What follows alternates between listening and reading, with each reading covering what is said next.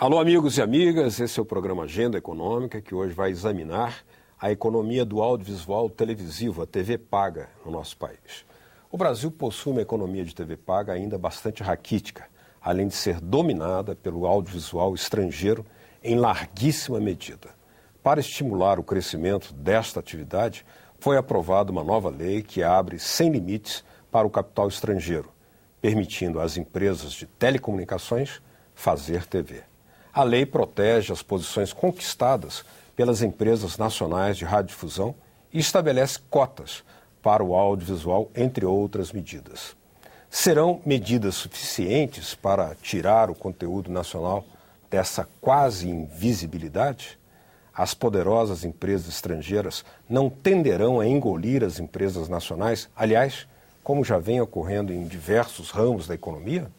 Para nos falar sobre esse tema abrangente, o Agenda Econômica tem hoje como convidado o economista e engenheiro João Maria de Oliveira, especialista e pesquisador do IPEA, Instituto de Pesquisa Econômica Aplicada. Comigo no programa o jornalista Floriano Filho. Doutor João Maria, obrigado por ter aceito o nosso convite. Obrigado, é um prazer estar aqui conversando com a Agenda Econômica. Pois bem, vamos lá tentar examinar esse tema aí, um tema bastante abrangente, importante, né? Mas as novidades precisam ser informadas à população em geral. Eu gostaria de iniciar perguntando quais são os principais impactos dessa Lei 12.485,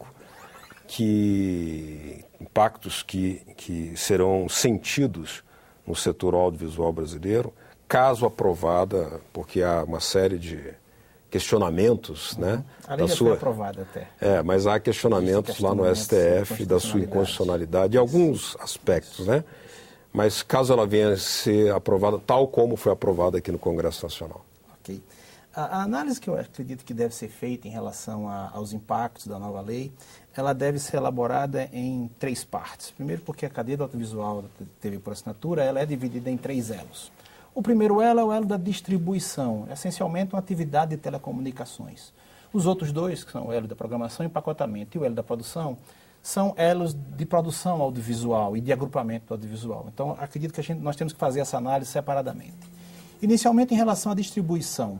A distribuição de TV por assinatura no Brasil, ela estava travada por um marco regulatório que datava de 1997, que definia a quantidade de cidade e a quantidade de empresas ofertantes do serviço. Imaginem que de 97 para cá, mudou muito, o país desenvolveu, a tecnologia desenvolveu-se, e dessa forma ficou o mercado restrito a uma quantidade pequena de cidades, uma quantidade pequena de ofertantes.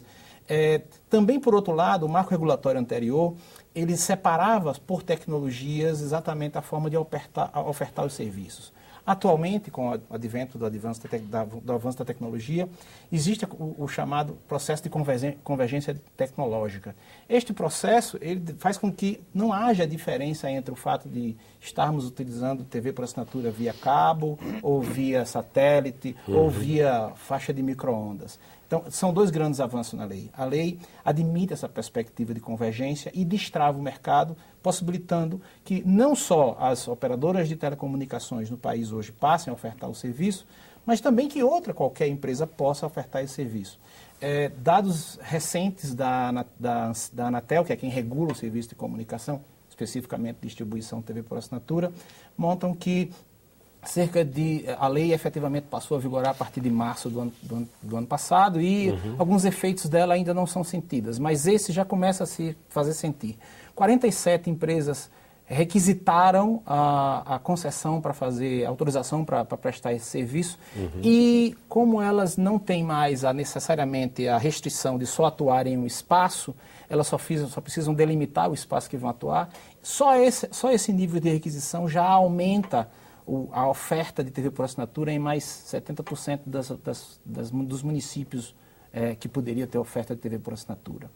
Um outro aspecto que eu acho que é relevante nesse processo de destravamento da distribuição, insisto, a gente está analisando primeiramente somente a distribuição, é o fato de que o mercado hoje estava concentrado nas mãos de basicamente duas empresas.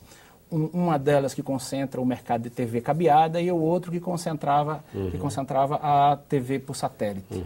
Então, você tinha alguns efeitos nocivos. Você tinha, então, um oligopólio de duas empresas que determinavam o preço e o que devia ser assistido. Em síntese, em termos de distribuição, estes são os grandes ganhos da lei. Acredito que uma análise ainda superficial de que nós vamos ter um aumento do mercado da TV por assinatura na medida em que mais ofertantes significa competição. E competição significa preço mais baixo para o consumidor. Agora, se a gente olha para esse mercado aqui no Brasil, levando em conta alguns fatores que caracterizam esse mercado brasileiro, como, por exemplo, o fato do Brasil ter sido um país retardatário ao entrar nessa tecnologia de TV por assinatura, o fato das nossas desigualdades econômicas aqui no país, não é? A gente tem hoje uma situação, e a gente vai mostrar um quadro aí, com alguns dados das pessoas que têm acesso a esse tipo de serviço. Isso, se a gente considerar, é um número de 3,3 pessoas por domicílio. Isso é dado do IBGE, né? A gente teria que os serviços de TV paga são distribuídos para aproximadamente 53,4 milhões de pessoas no Brasil.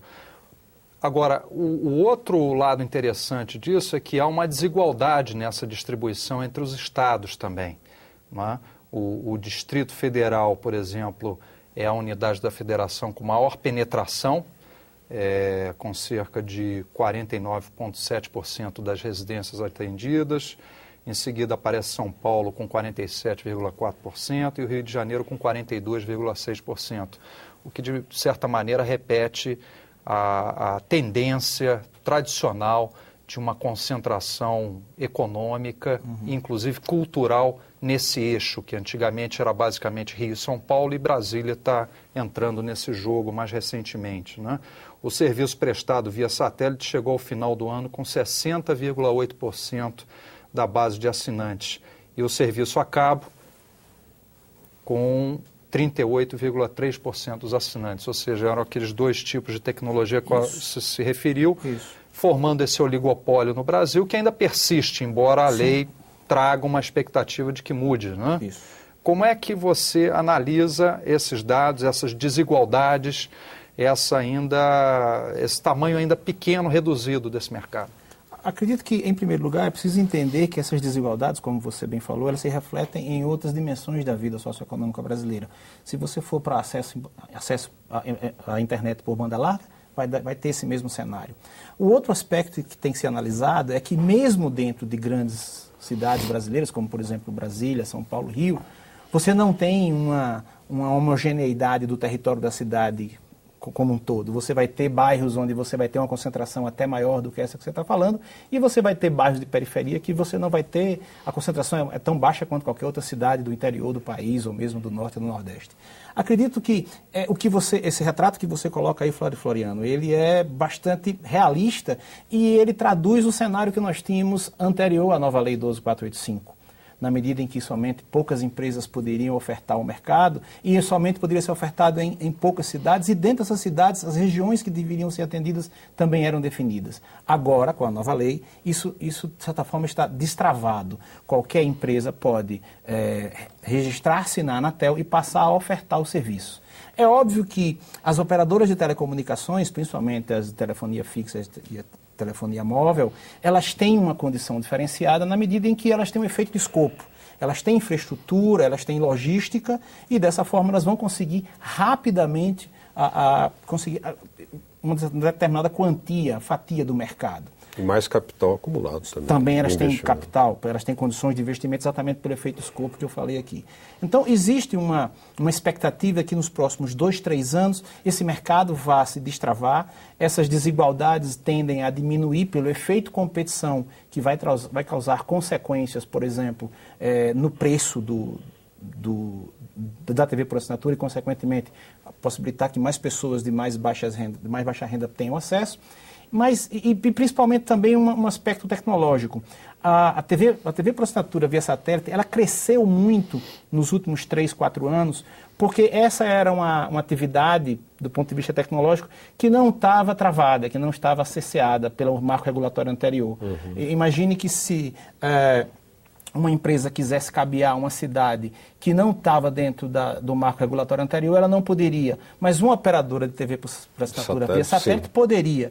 Daí o crescimento. Há 2 anos atrás, essa proporção 60-40, que era satélite e cabo, era inversa. Agora, há um argumento, doutor João Maria, que é até do especialista Rodrigo Abdala, né, que é consultor legislativo aqui do Senado Federal. Ele acha que deve haver uma intensificação na competição, porém em regiões de maior poder aquisitivo, em áreas já servidas, né, pelos serviços. E com isso não devem ser cobertas as áreas que não têm, né, essa cobertura, ou seja, os gaps serão mantidos, né? O senhor concorda com essa expectativa? Acredito que sim. O que o Rodrigo quis falar talvez tenha sido que existem 2 tipos de gaps. Existe um gap que advém do processo de regulação e existe um gap que advém do processo econômico. Esse avanço na lei, ele tende de certa forma, cobrir esse gap de acesso. Ou seja, vamos ter um crescimento, sim, do mercado. Ele não vai se dar só onde já tem competição. O nosso gap avançando do ponto de vista de eficiência, nós vamos ter um aumento de área de cobertura, não só do ponto de vista espacial, geográfico, como do ponto de vista de renda também.